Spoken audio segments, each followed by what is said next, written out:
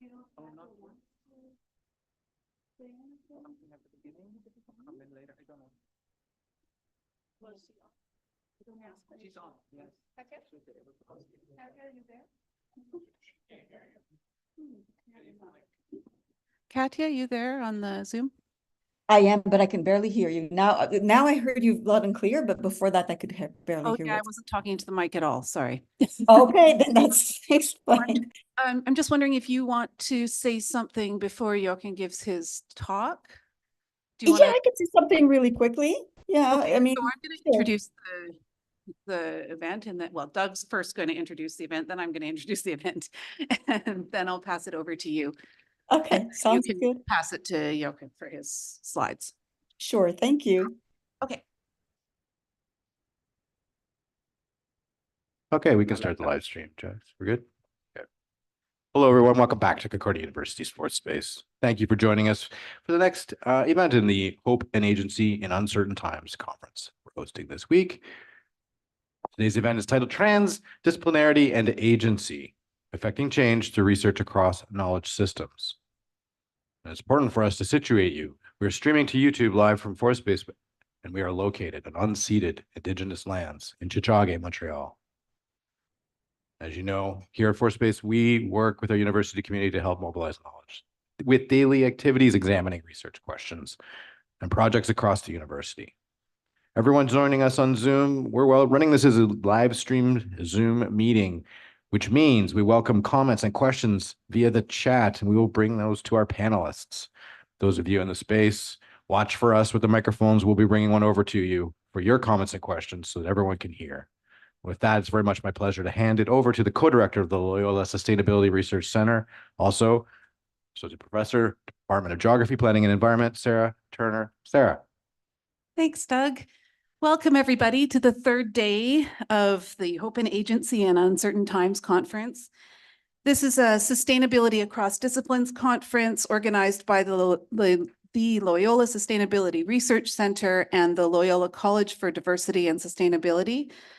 I'd like to thank a number of people for making this conference possible. It's been a wonderful series of presentations and events and workshops over the last couple of days, and there's more to come. There's more this afternoon, and there's a really excellent in-person day scheduled at Loyola campus for all day on Friday. So please feel welcome and come out to those events. I'd just like to start by thanking Rebecca Titler for all of her hard work in organizing. She's the coordinator for the Loyola Sustainability Research Centre and the Loyola College for Diversity and Sustainability. Does an amazing job and is really the firebrand behind this whole event and series of events, and we really appreciate all of her hard work. Also, we just couldn't be doing this without the amazing support and cooperation and collaboration with everybody at the Fourth Space, Doug Moffat and Bertie and Jax and everybody who's been doing all of the hard work behind the scenes to make this run smoothly as a hybrid event so that we can be here in person in Fourth Space and in this really lovely space that it is, and this lovely creative space, and also have folks on Zoom who can participate and ask questions. So thank you so much to everybody in the Fourth Space. Also, Anthony DiLolo has been really integral in organizing and running around and doing a lot of the bits and pieces that hold everything together, and kind of the gluey bits of the conference that keep it running smoothly. Thank you. So I'm really looking forward to this session on transdisciplinarity and agency, affecting change through research across knowledge systems, with a couple of my very favorite researchers at Concordia who both have so much to contribute on this topic. It's going to be a really interesting presentation and presentation. So Dr. Jochen Jaeger, who's here in the space with us in person from the Department of Geography, Planning and Environment. Dr. Jaeger works on questions about urban sprawl and road ecology, but has a long history of really caring about transdisciplinarity, and found his home in geography, planning, and environment, partly because of the way our department really allows for transdisciplinary research. And Dr. Katja Neves in sociology and anthropology, who's joining us on Zoom today. Hi, Dr. Neves. Hi.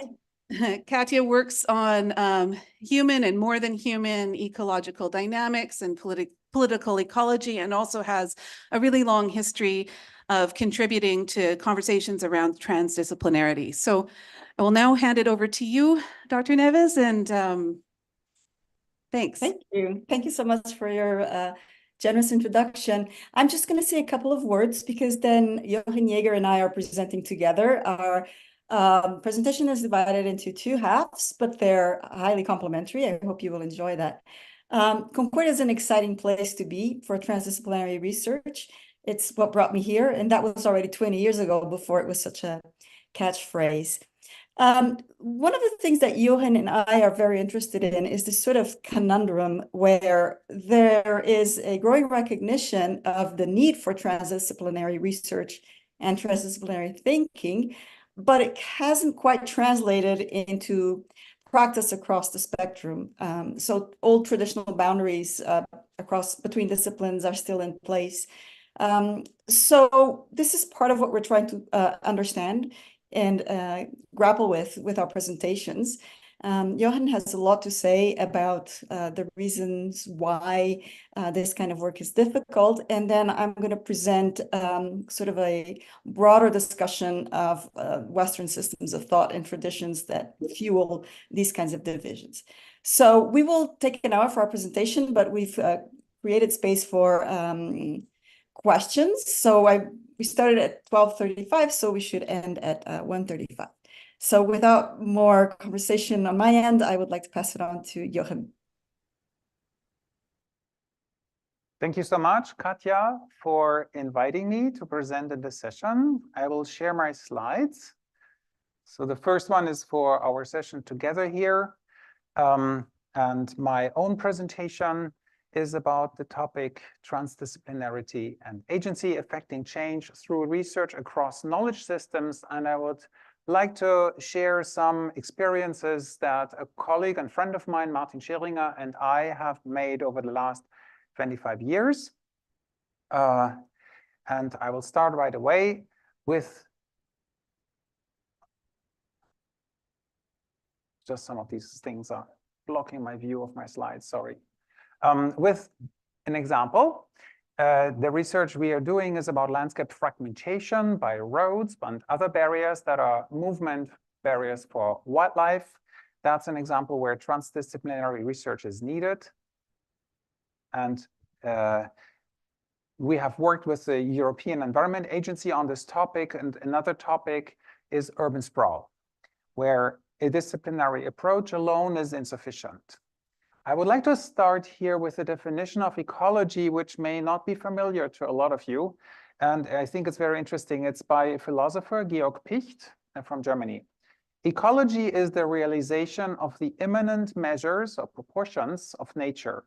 It is not too late to recall the old wisdom that nothing in nature can endure that does not keep within its specific measures, and that individuals, societies, and empires perish if they exceed their measures. Can be learned that human life is bound to the observance of measures which are beyond human control and cannot be set by human beings themselves. The preservation of human beings then depends on whether they are able to recognize the measures of nature and to accept them. And I think we need a more discussion about new forms of collectively agreed self-moderation. Martin and I have discussed this question quite a bit. Why does environmental research not contribute more substantially to environmental problem solving? Environmental research has been around for 30, maybe 40 years, and the problems are still there. Why is that? So we wondered what other colleagues of us would think, and we did a special issue in the journal Gaia from 2006 to 2008. And I want to summarize some insights that came from this discussion. Fenner and Escher provided one paper to the special issue about environmental chemistry and ecotoxicology, walking a tightrope between science and practice. And they show the role of environmental researchers in this field. On one hand, a motivation to understand the world, and on the other side, the motivation to solve environmental problems, or at least attenuate them, then they also are in a system of science or social science where they need to think how to develop a career, how to find funding for research, how to do networking. And on the other side, they want to have some practical influence on politics and regulations and some influence on consumer behavior. And these goals and ambitions are often in conflict to each other. For many years, authors have pointed out that disciplinary research is not able to cope with many of the increasing real-world problems because these problems do not fit into the system of scientific disciplines as they are established. I want to show one example that I find very impressive by David Orr, who wrote in 1994 already, quote, "The professionally induced fear of making a mistake or being thought to lack rigor has rendered much of the professorate toothless and confined to quibbles of great insignificance. For the consummate professional scholar, the rule of thumb is that if it has no obvious and quick professional payoff, don't do it. As a result, there's a danger that higher education will opt out of the great ecological issues of the 21st century because it cannot summon enough vision and courage to do otherwise." When Martin and I talked about the reasons why environmental research has so little impact in the real world, we came up with one conflict of data. On one hand, we have maybe too many data because so much knowledge is being produced and published in journals and on the internet that it's impossible to even keep track. And on the other hand, decision makers keep telling us they don't have enough scientific information and data to help them in their decision making. Why is that? How is this discrepancy possible? We called it the data dilemma. And we thought that 4 questions are in the core of this conflict here. First, what exactly is seen as the lack in knowledge and what type of result is sought after by environmental researchers? Second, what purpose exactly are the results intended to serve? Third, what is the object of the investigation? And fourth, what are suitable methods for this type of research? And we came to the conclusion that a scientific understanding of these environmental problems is needed, but the increasing specialization and fragmentation of scientific disciplines actually prevents disciplinary research from working on these problems. So what we need is problem-oriented research that is transdisciplinary and not bound by disciplinary boundaries. So the idea on the right here is that we take real-world problems from outside of the scientific systems and translate them into scientific problems where the problem definition is done independently of disciplinary perspectives. And this would then result in transdisciplinary research because you pull and take from various disciplines as much as needed and combine them in new ways. This is one type of research that we distinguish from disciplinary problems and disciplinary research on the left. Then second, problems with a broad subject of investigation that results in multidisciplinary research where multiple disciplines work next to each other but are not really connected. And also different from interdisciplinary problems, which addresses problems that are between different disciplines, like chemistry and biology come together in some fields. So how transdisciplinary research work? We would start with a recognition of a real-world problem and then translate that into a scientifically defined problem that you can actually tackle with scientific methods. The first step would be understanding of the problem, a separation of the problem into fields of application of different methods, a solution to the subproblems, an integration of the results, and then we have cross-disciplinary results that still need to be transferred into the real world. So criteria for transdisciplinary research, therefore, would be first, problem orientation. That means research questions are derived from real-world problems. Second is suitable definition of subproblems, which is a prerequisite for the integration of the results. So the connections are not lost, but are kept in mind. Third, a free choice of scientific methods adequate for each of the subproblems. And fourth, a close relation between the subproblems, which are crucial for the development of an overall solution for an integration that would work. We draw some lessons from this. First of all, a dialogue between disciplines is not enough. It's nice when they talk to each other and they may understand each other better, but it's certainly not enough. It cannot replace transdisciplinary research. Second, transdisciplinary research may sometimes find it useful to involve stakeholders. However, there are also other types of research that sometimes involve stakeholders, including some forms of disciplinary research. And therefore, we conclude, while stakeholder involvement is nice, if it's useful in certain cases, it's not a defining feature of transdisciplinary research. And some stakeholders can actually be very detrimental to research. If you think about the chemical industry, and that's the field where Martin was working in, if you think about the German car industry, if you think of the oil industry, or experiences that we had with the Ministry of Transport of Quebec, show that stakeholder involvement is not always useful and possible. And third, high-quality transdisciplinary research cannot be performed as a side job to the demanding tasks of a disciplinary research activity in academia, but it would need its own independent mandate and appropriate resources. Conclusion of all of this, in a situation in which disciplinary knowledge and disciplinary structures are not sufficient anymore to address urgent real-world problems, disciplinary boundaries cannot be considered as binding guidance for scientific work anymore. The ecological crisis poses urgent new demands to the organization of science and the academic system. The potential of transdisciplinary research can be rendered productive, and the contribution of the sciences to the solution of current problems by, first, short-term measures for the preparation and funding of transdisciplinary projects, and more importantly, by long-term establishment of transdisciplinary research in independent institutes or departments. This brings us to some key questions that we should think about more. First, in what situations is transdisciplinary environmental research required? Second, who would bring real-world problems into scientific research? Is it the researchers? Is it some ministry? Who would do this? Third, how to translate those real-world problems into scientific research questions. The problems in real world are not directly scientific questions by themselves already. And fourth, how to bring the results into addressing the problem in the real world. I don't have time to answer these questions right now because it's work in progress, of course, and my talk is very short, but some thoughts here. Regarding key question 2, so far there's little thinking about the objectives of research, no capturing and transfer of real-world problems into research in a systematic way.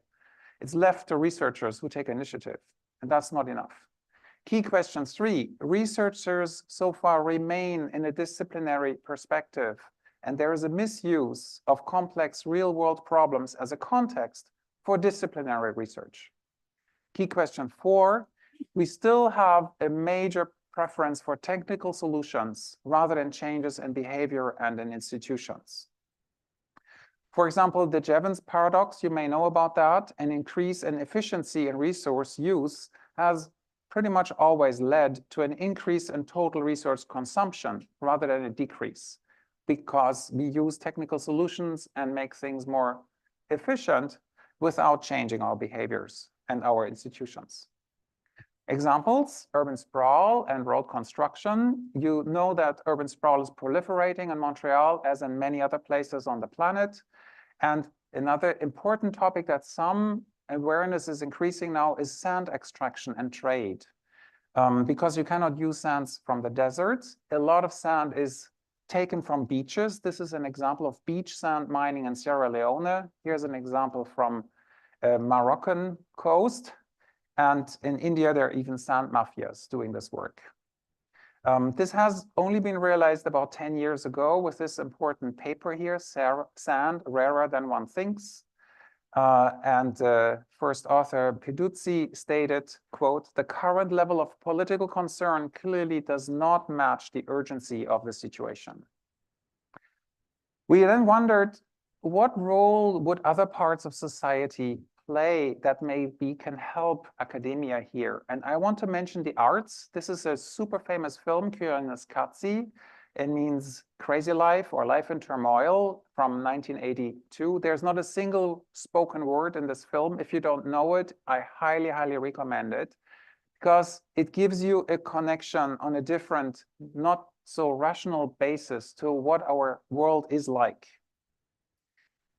And therefore, I want to suggest that maybe the arts can be able to help researchers to activate the role of the unconscious, to identify and better understand the real world problems, to see new ways of integration, and to redefine the place of humans in nature and support behavioral change. Of course, the question then is, are there any examples? And I want to point to one example that I'm aware of because it's from my field, and that's the ARC competition. It's a proposal for bridging landscapes where overpasses have so far been designed like regular road bridges, but artists have come up about 10 years ago with some alternative ideas where you can be more creative and design those overpasses for wildlife across roads. It's fascinating, it's inspiring, and so far, I think one is in planning to be constructed, but others haven't even been constructed at all. So it's very new. Here you see more information. They have a wonderful website where all of this is shown and explained.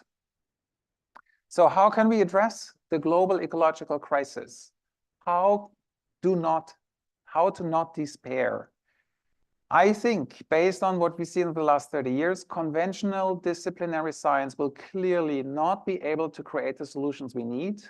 We will need a new form of environmental science or sustainability science. And both artists and scientists could listen more to hints from the unconscious. I want to end with an exciting book, Discovery, The Master and His Emissary, The Divided Brain and the Making of the Western World by Ian McGilchrist. And there's a follow-up, The Matter with Things, Our Brains, Our Delusions, and the Unmaking of the World. I don't want to summarize the book here because it goes further, but there are deep reasons why why the current approach cannot work. And with this, I want to stop and thank you for your attention, and I would be happy to discuss more.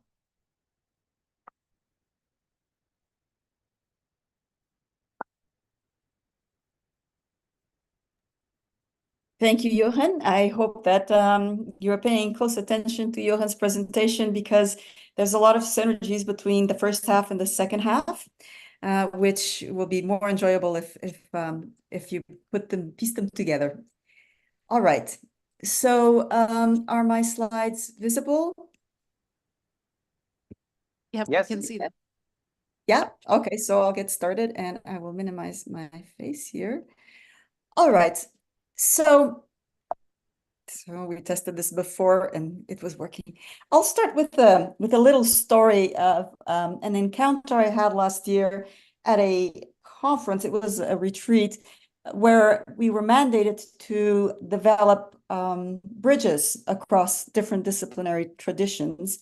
And my particular field or area of responsibility was to try to develop conversations between the social sciences and other sciences in the group, from biology, field ecology, etc. And one of the goals I had for that conference was to get the scientists who were not from the social sciences to think a little bit about the social and political implications of their research. For example, the questions that we can even ask as scientists are very much related to the historical juncture at which they are asked. And there have been moments in history that you are all well familiar with, where scientists ask questions that were not acceptable at that point in time, and some of them almost paid with their lives for it. So I provided this as an example, and people around the table responded in terms of how they saw their work relating to various aspects of political dimensions. Until one of the scholars who had been in a sort of defensive physical posture came out and said that his work had nothing to do with politics, that was absolutely non-political, and that he actually found the question quite unproductive. I was a bit startled, partly with the frankness of the reply in the Canadian context, but also with trying to understand why this person didn't want to engage with the question and whether it was something to do with the question itself. After a while, I came to realize that the researchers said it out loud that they actually did research with Indigenous people. So that left me even more startled in terms of why it was that the conversation about the politics of doing research could not make much sense between the two of us. I'll come back to why this is the case, but this is the point of departure where I have really been grappling with this question of communication across disciplines, especially when you're trying to bridge the social sciences with disciplines in the quote unquote natural science field. So I'd like to go back to the questions that Jochen asked in his first half of the presentation. Why does environmental research not contribute more to sustainability and environmental problem solving? And part of the reason is to do with the difficulties that were already identified in the first half. And I'm going to add a few more elements for thinking to what was already said. I think that part of it is exactly what Jochen explained earlier, so that basically we're dealing with problems in the present context that far transcend the domains and boundaries of different disciplines. And merely trying to jam disciplinary insight together is definitely not working. So what can we do about this? Well, the first thing we should consider is the history of modern science. And when I say modern in this context, it's the sociological notion of modernity as a historical period and a way of thinking and doing things that has lasted for a couple of centuries now. And a crucial aspect of this in science historically has been the dissection of objects of inquiry. Quite literally in the sense of the pictures presented here, where you have the frog presented in isolation from its ecosystem and from all the contexts in which it emerged, and where scientists go deeper into individual elements of that frog. Of course, the frog here stands as a metaphor for environmental issues in general. So on the one hand, historically, there was this interest in dissecting nature into its component parts, and there are reasons for this that we can get into during the question period. But for now, it's important to remember that this dissection also corresponded with the development of specific fields of expertise. So say somebody might specialize in the digestive system of the frog, and then somebody else might specialize in other aspects of the frog. Again, keep in mind, this is a bit of a metaphor. The opposite move also is characteristic of modern science. And here I'm talking about modern science being fascinated with classificatory systems. And I mean this to a great extent from a historical perspective.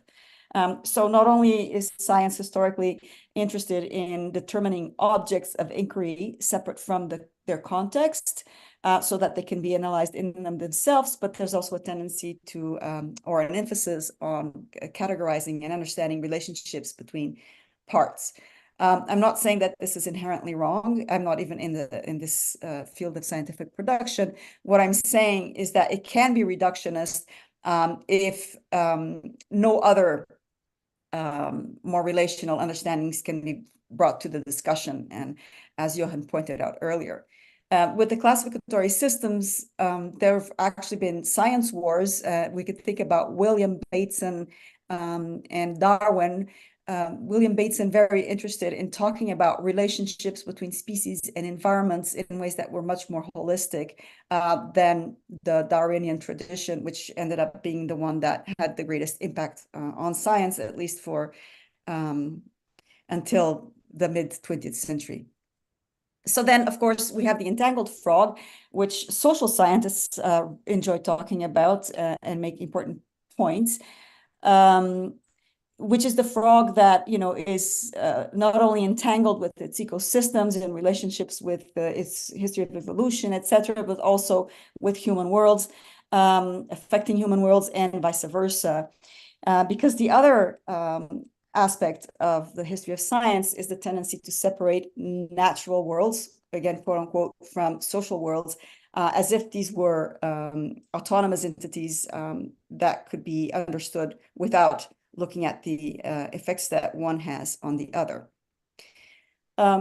So as a result of that history, there's still a tendency today to divide any scientific issue into specific aspects, each to be studied by a particular group of people with expertise in that field. So, you know, pharmaceuticals, people with backgrounds in pharmaceuticals might look at frogs for their potential in yielding substances of use in that context.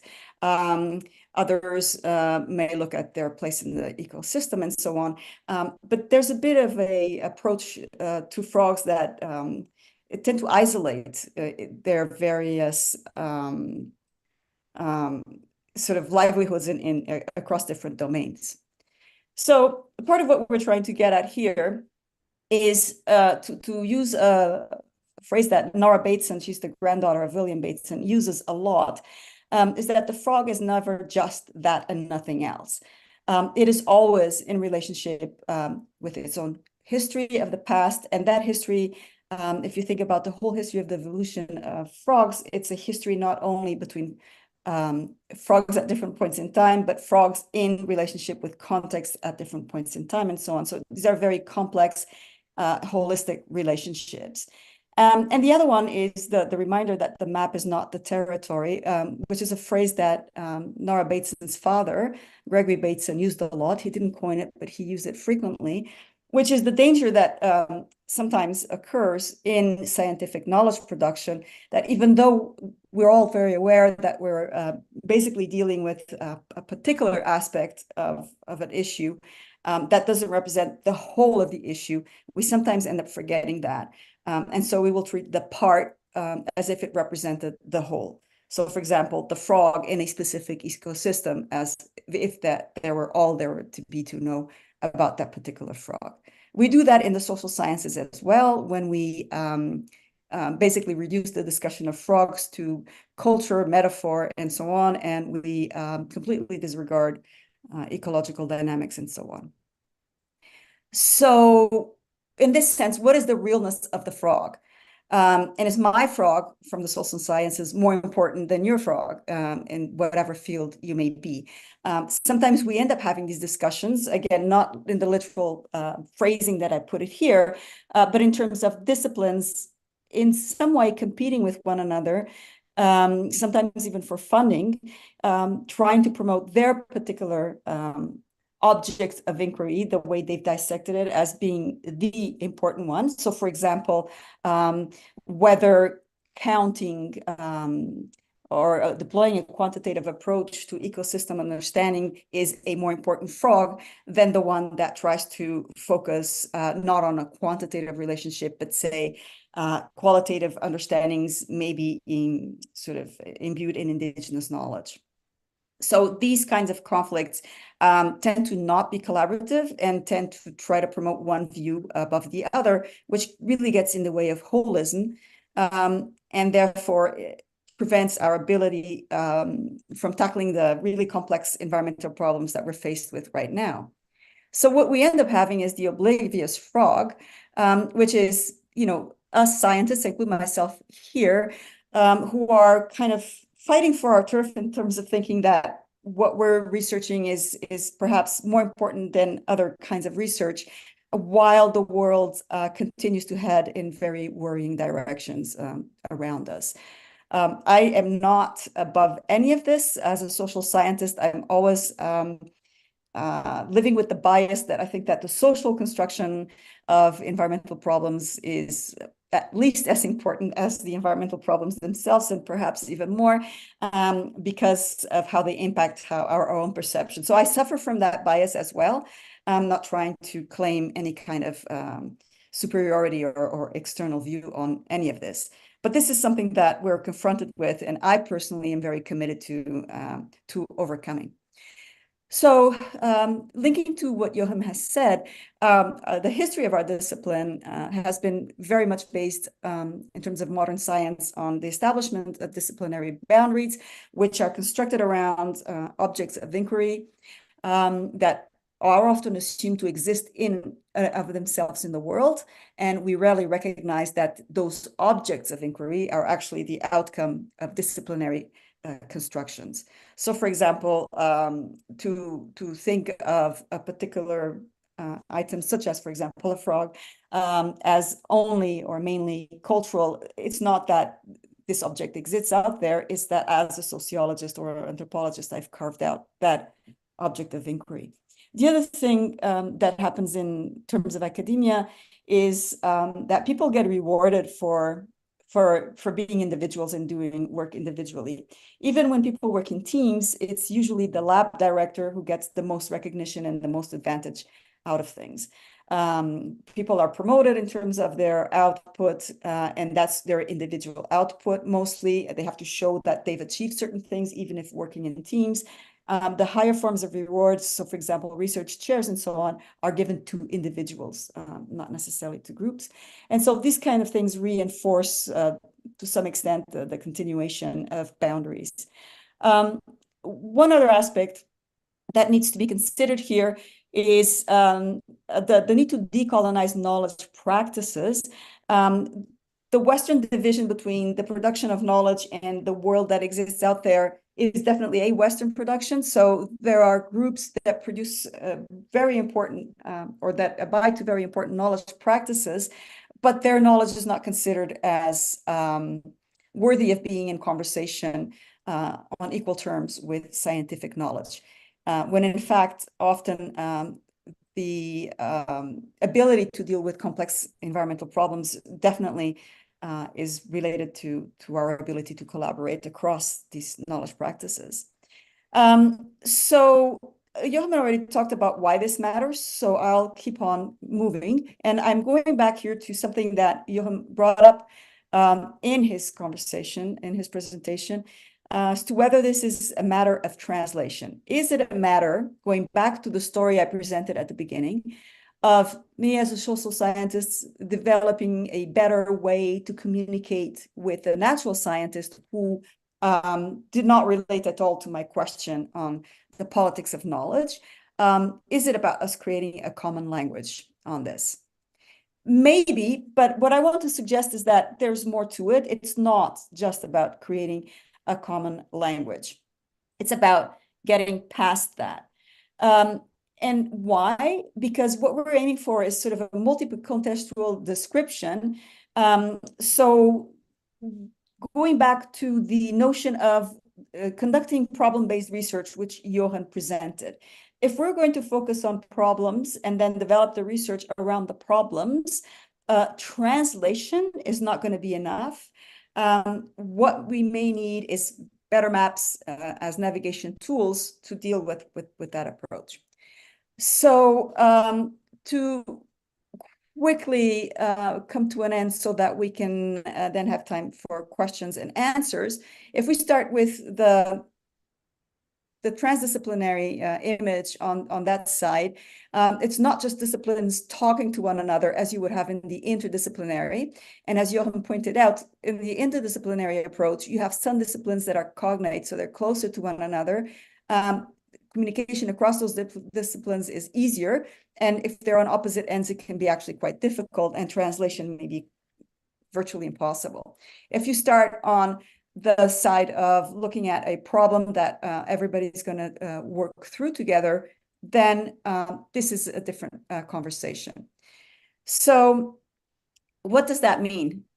I'm going to end with a teaser, but this is a method I've developed. So when I talk about meta communication to work on problems that are going to be approached collectively, what I'm trying to say is that instead of thinking about translating between biology and sociology or any other disciplines, we may want to benefit from creating a language that transcends the specific language of each discipline or the scientific languages of each discipline. This comes close to what Jochen was talking about in terms of bringing in art and humanities. So in terms of concrete examples, one way to do this is to get all participants to story their research. And by that, I mean, basically tell the story of how you came about your research, what motivated you, what are you trying to look at, and so on, from a non-scientific jargon-based approach. And usually that ends up being a story about the person, the scientist doing the research, rather than the object of inquiry as separate. This kind of conversation, I've actually played around with it experimentally. What it does is that it nurtures the ability for people to recognize in each other intersecting points of interest and intersecting points of insight into a particular matter. I'm in collaboration with a scholar from UDM, and we are also using visual representations, trying to develop ways of representing knowledge in different systems that actually are not specific to a particular discipline, but rather represent visually commonalities between different knowledge forms. So the main point that I'm trying to get across in the second half of the presentation is that translating is not enough because of this history of dividing reality into objects that are seen as autonomous and so on, and then in association with that, very specific languages being developed around those objects. And so a meta context would be one that creates a common language we could say at a higher level of abstraction that allows people not to focus on their own little insight and focus, but rather reshift their frame and look at it from perspectives that are potentially more holistic and therefore more apt to deal with a problem-based approach. So I tried to be as fast as I could so that we could leave some space for questions or comments. Thank you.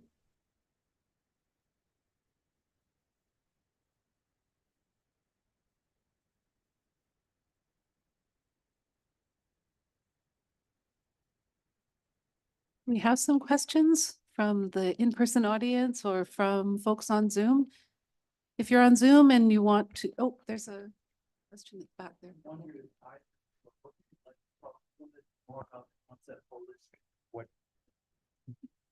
What scope does that take, and how does one know when you're working holistically?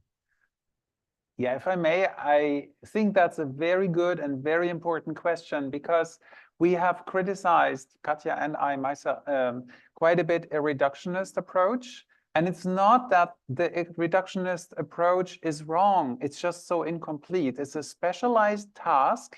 And you see that very nicely in physics when you go really to the microscopic, supermicroscopic level, where you see that electrons don't have individuality, and that you detect Einstein-Podolsky-Rosen correlations, which shows that they don't exist as parts. Truly, there's always the whole, and these correlations show up. I know this would need more elaboration, but the point is, when you are super reductionist and you go really to the most basic level, you see it doesn't work. It's not parts. There are holes there, and those need to be considered. And other disciplines have sometimes come to similar conclusions. So that means we also need to look at the whole in addition to the parts.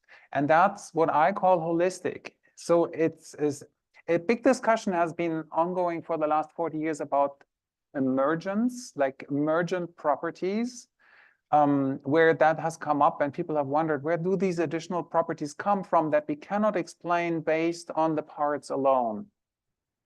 So as far as I know, I'm not aware of really holistic methods, which would be great to have, but it's certainly important to keep in mind we also need a more integrative, holistic understanding of the objects we are interested in. I know this answer is very unsatisfactory, but I think the question is super important, and much more attention should be given to that part, to that. I completely agree. Yeah, go ahead, Katja. I completely agree, and I'm going to pick up on what you said. Part of the problem, and this is not an easy cop-out, it's a really important question, but part of the problem is the word holism and sort of the generalized meaning that it has in our society, because we think of whole as the whole. And in the discussion about holism and emergent properties, that's not quite what it means. It's much closer to what Jochen was saying. And so there are methods, but the methods aren't methods in the sense that we know them scientifically. So if you want this, you do this, this, and this. Basically, if we think about Gregory Bateson as somebody who thought a lot about this stuff and methodological approaches, it's more of an approach than a method. And let me give you a concrete example. So going back to the notion of emergent properties. So we're always dealing with the relationship between a part and a whole. As an approach, the idea is to, for any single problem that you have, to be able to step back once you've identified the problem and dealt with it, to step back and consider that there might be other levels of interaction. This isn't the example, that are part of the issue that you're not aware of, and that they may have feedback loops. So I'm sorry, I'm not a medical doctor, but for my students, I use the example of a headache because I get them kind of often. And I like to think of a headache as the result of an emergent property, where the headache is not really in my head. And at least in my case, most of my headaches emerge from a complex relationship between what I've eaten, the biome of my stomach, how hydrated I am, and so on. So these interactions are happening, say, in my gut, in my stomach, my cardiovascular system, etc. But then they manifest themselves as a headache, which is not just in a different place; it's at a different level in terms of phenomenon. So the question or the issue, as an approach, as I'm saying, is to develop the practice of stepping back and being able to consider multiple contextual descriptions. And this is something that Nora talks about. So you would have to be, quote unquote, God to get at holism, and none of us are, and a lot of us don't even believe in God. But if you start to work with multiple contextual description, that's where you move away from the kind of reductionism that Jochen was talking about into something that allows you to see maybe relationships across different levels, as in the headache, or between things that you hadn't considered before, with, again, these feedback loops and so on. So it's about paying attention to relationships and considering that the relationships that you're looking at may not be all of them that are in place, and that there may be other people from other knowledge systems, for example, traditional knowledge, indigenous knowledge, or people from a different discipline like art, who may be able to point out that, hey, there are relationships going on here that you're not picking up on because your focus is here. So it's an attitude, it's approach. The method has to be developed for each circumstance. Thank you. If I may add to that, in physics, it's the idea of complementarity, like the complementarity between wave and particle, and actually anything in between as well, any mixture of those. And that is what works pretty well. So for each particular perspective, you get certain results, but it's not just one single perspective that is right. You have a multitude of perspectives, and the results that you get can be complementary in the sense that they all are true, but if you would like to apply them at the same time, you would get contradictory results. Nothing can be a particle and a wave at the same time, right? But for each particular context that either behaves like a wave or a particle or anything in between, and that's a bit difficult to grasp, but you can only have a more complete understanding if you know many perspectives exist and the results that you get will differ. Yep, and this part of the problem is that we're not very good in science at holding multiple realities at the same time, especially when they're contradictory.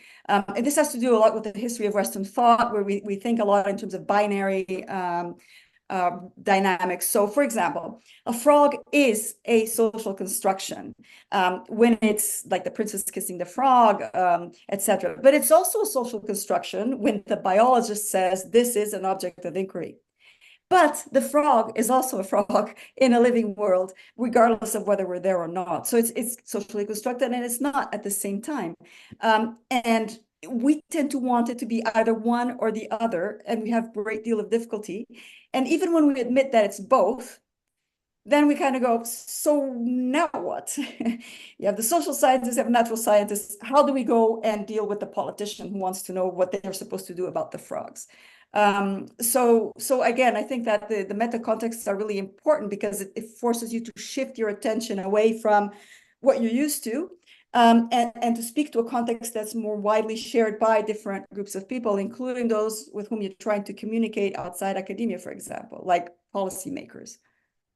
Right, which just a different whole in taking the question of holistic holism into a whole different area, that of a holistic solution to a crisis that we're all facing right now, which is termed an existential crisis, and looking at something like urban design and how urban design and its integration with let's say natural systems on, let's say, on the island of Montreal, how those would interact across a number of disciplines. So we're looking at urban planning, we're looking at the social sciences, we're looking at changing, maybe we're looking at philosophy, at a different philosophy of life. There's a whole gamut of concerns that are being interrelated, trying to find a solution. How is, and in that sense, holistic, a holistic solution is really not quantifiable. It's not. It's just that you can construct the interrelationships between those different disciplines that will combine in some form or fashion to move society towards a solution. If you don't mind, I really would like to just say something really quickly, because you hit on something that's absolutely crucial again. The quantification, amongst many other things, creates commensurability, such that you can then translate the quantified elements of an ecosystem into something that can be monetized, right? So you get into ecosystem services and so on. So there's also a context around us of a particular economic arrangement in our day and age that kind of favors quantified understandings of nature. I'm not saying that they're not important, the quantified understandings, but what I'm saying is that they are often co-opted by a system that privileges economic valuation. And this was one of the big debates at the Rio Convention. What's the best incentive to save nature? And it ended up being, well, it's a monetary incentive. So then how do you translate the value of an ecosystem into a monetized value that can be exchanged in the market so that people then want to protect nature and so on? I find this to be, well, a fallacy, to use Gregory Bateson's wording. I don't think that it works. And I think that we're living with the results of that not working. But anyway, I just wanted to say, I think that the quantification you brought up is a really important issue, and that we need to think about it as being sort of embedded in this ideology of quantification and commensurability, such that you can, translate the quantification of what you counted in nature to the valuation of it in a market. I like your example of urban design. Like, we were wondering if urban sprawl could be reduced by using green belts. And we did a quantitative study. And in this case, I think quantification is highly useful. Like my master's student, Parnian Potaharian, compared 60 European cities, of which 30 have a green belt and 30 others do not. And she found that those cities that have a green belt, in 90% of the cases, had a reduction of urban sprawl over the study period that you looked at those. And here, quantitative results are highly, highly useful, because just by qualitatively comparing them by themselves, you will have trouble finding out, so how effective exactly are green belts? And that's true for other measures as well, for saving biodiversity, which measures are effective. So effectiveness is an important thing, but it's not the only perspective, right? So you cannot just push certain measures onto a society and hope they will deal with it. You also need to listen what the perspective is of all the participants there. And it's always a multitude of perspectives that is important. I would even go so far as say, maybe try to monetize certain things, but be aware that it's just a very specific fragmented perspective, and keep in mind when you make decisions, all the different the other perspectives as well. Thank you. And have maybe a voice in it. Yeah. Great. We're going to go into our next question here. Thank you. Hi, Jochen, Katja. Thank you so much for such an interesting talk.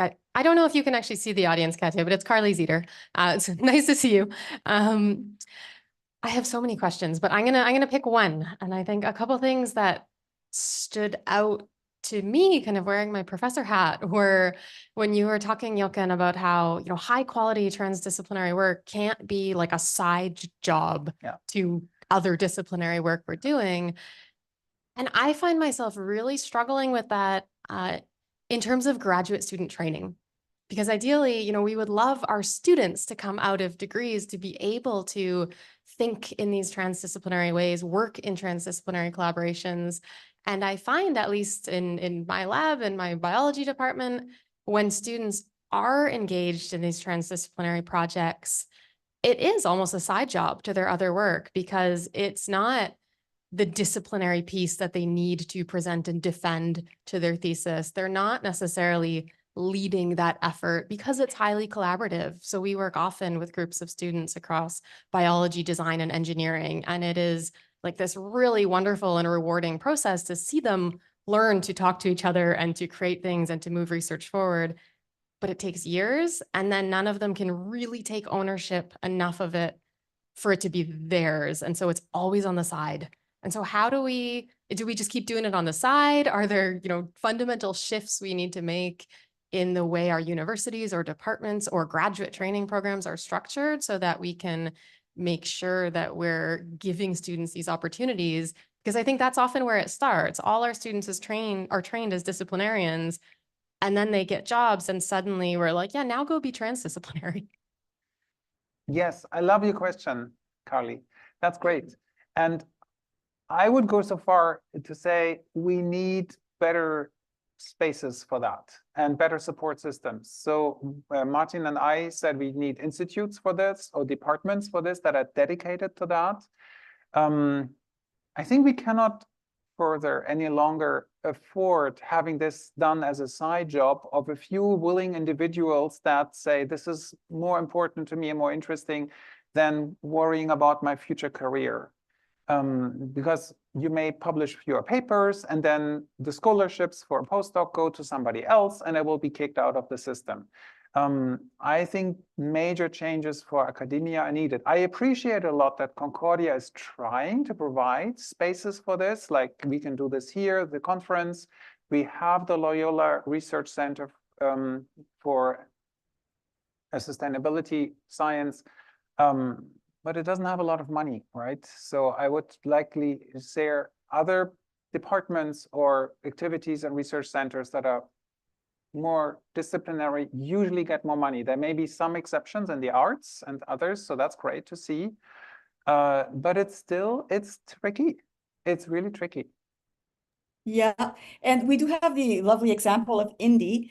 And I get a lot of students from Indy, but it's just like you said, they don't have funding. Whereas if they come to our department, they get funding, right? Great to see you, Carly. You're a good example, like a fabulous example of what transdisciplinary research should be. The other issue is what I was referring to in my presentation is how the kinds of rewards that are there for professors who lead by example, right? And so I was mentioning, like, research chairs are given to individuals, and often they are based on very individualized work in some disciplines. Mine is one of them.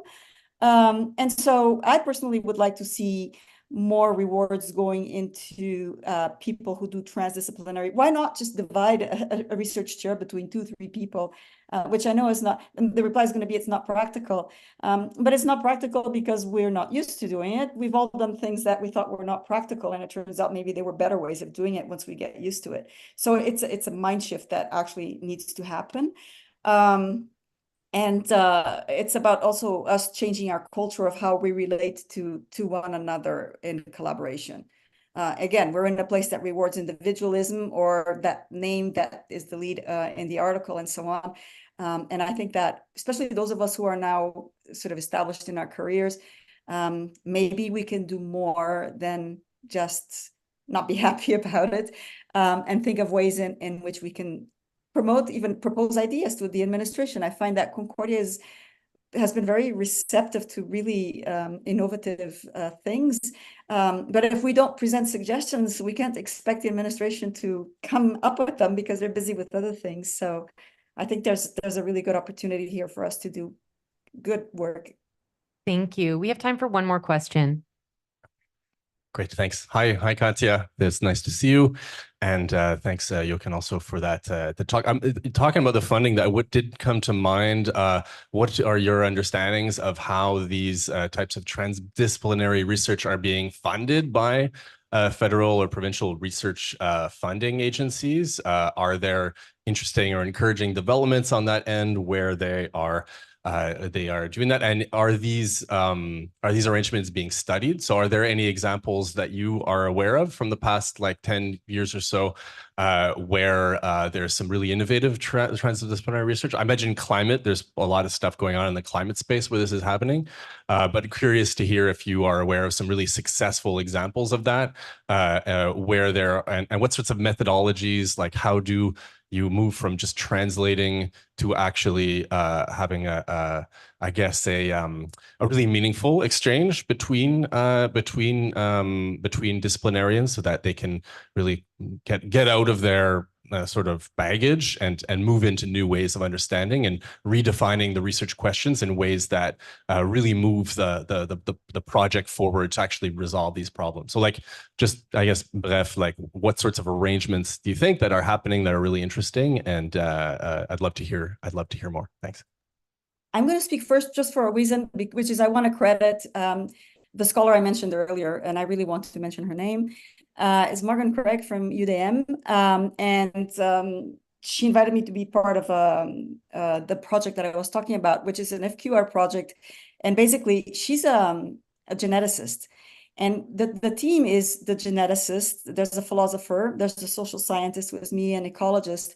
And what we've done is we have an artist who he happens to have lots of expertise in science illustration and so on. But what he's trying to do is produce a visual representation of how each of us would go about understanding coronaviruses and their dynamics with their surroundings. So in my case, the obvious is, I'm looking at human behaviors and so on. Morgan's looking at the genetics, and the ecologists, you can guess. So just to answer your question, it's happening right here, right now. And it's actually a pilot project from the FQR sort of scope. There's a lot more going on, but I just wanted you to know that there's some really important work. And I definitely wanted to get a chance to put Morgan's name out there because she's done something extraordinary. And finally, I don't want to put you on the spot, but you are a great example of an indie student who is doing really, really well. And taking sort of these approaches into the real world and making a big difference. Thank you for giving us that example of urban development and specific information about the statistics of differences between actual policies in actual cities, because I did find the whole session very abstract and theoretical, and I just wonder, who was it really addressed to? Because it seems to me it has to do with people making decisions at a very high level. And I thought the series is about, I hoped it was about possibilities of real action. And so I just felt I was left wondering, for example, the whole thing about the frog, I left wondering what that was all about, really. We all know that there are various ways we can approach the issue. So was there any intention in that example of suggesting changes in the way small kids, when they're first introduced to dissection, should be, what was the idea behind that, that they should be given a wider perspective? Mhm. Yeah, so first of all, it was a metaphor, generally speaking, but your question is about who the audience is. The center organizes these conferences every year, and a good part of the audience are our students. They're not just the audience, they're also the participants. And we have students from all sorts of different disciplines who come together in terms of the center. So we try to have a very broad range of presentations from, some are specific disciplinary presentations, and some are in terms of a conceptual level kind of discussion. So the audience is an audience, in terms of the frog question that you're asking, first of all, a metaphor, not to be taken literally, but secondly, it's for an audience of students. I have them often in my classroom who come from very disparate backgrounds in terms of discipline, and who need sort of a more less concrete conversation in complement with specific topic related discussions, in order to be able to get outside of their box and start to think a little bit in terms of relationship with other disciplines. So I have a lot of students from the center in my courses, and it's always a thing where if I have the biology students speak in class, they lose the social scientists, and vice versa. So it's an attempt to bring the conversation to a level that's not so discipline specific, but more talking through metaphors, so that maybe people can start to think about how they might relate their own experience, their own knowledge to a context that's more generalized than their own specificity. Thank you, Katja. I'm sorry, we're going to have to cut it off there because unfortunately we're out of time. But thank you all so much for coming out here in person. And thank you so much to our speakers, to Katja Neves and Jochen Jaeger here in the fourth space. Rebecca, do you want to do the sign off here? Yes, thank you so much to both of you. This is such a fascinating conversation, and we will be continuing this conversation, particularly on Friday afternoon at Loyola. If you want to come back, then we will be only in person, so you have to come out to Loyola. Do we have slides to put up? Fantastic. Okay, so I just wanted to quickly thank you for coming. Thank you to our panelists. And one forward. Note that we are here all day, and then we have events on Friday as well. So 2:15, we have a fantastic workshop run by our students here at Concordia on bats. And then at 4 o'clock, we have a keynote address by a new faculty member, relatively new faculty member here, Mitchell McLarnon, who will be talking about urban gardens.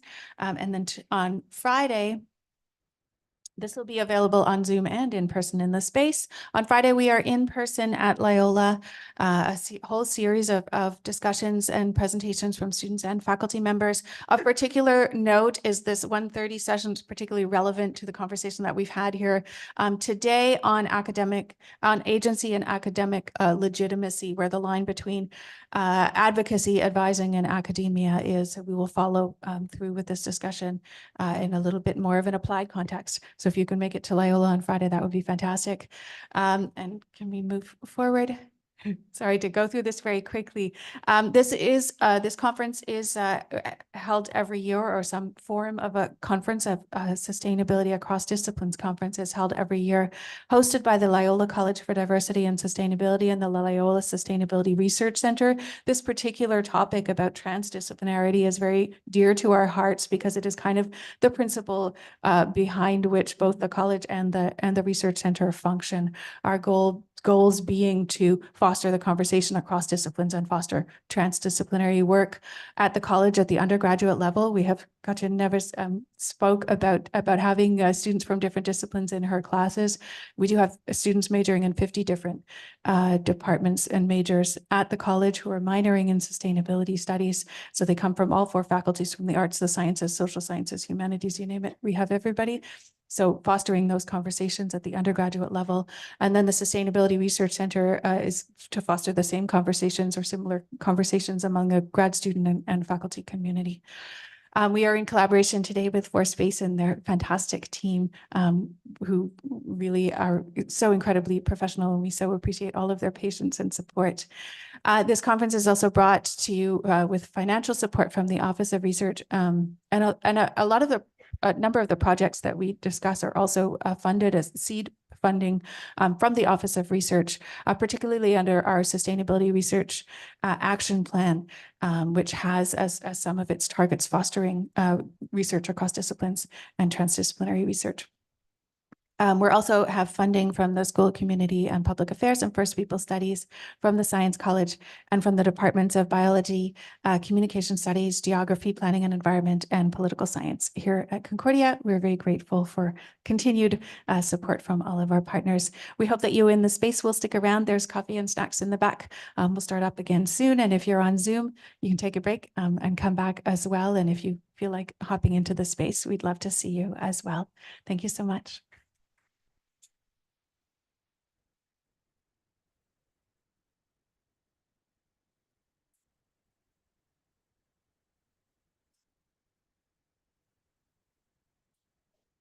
Sorry, I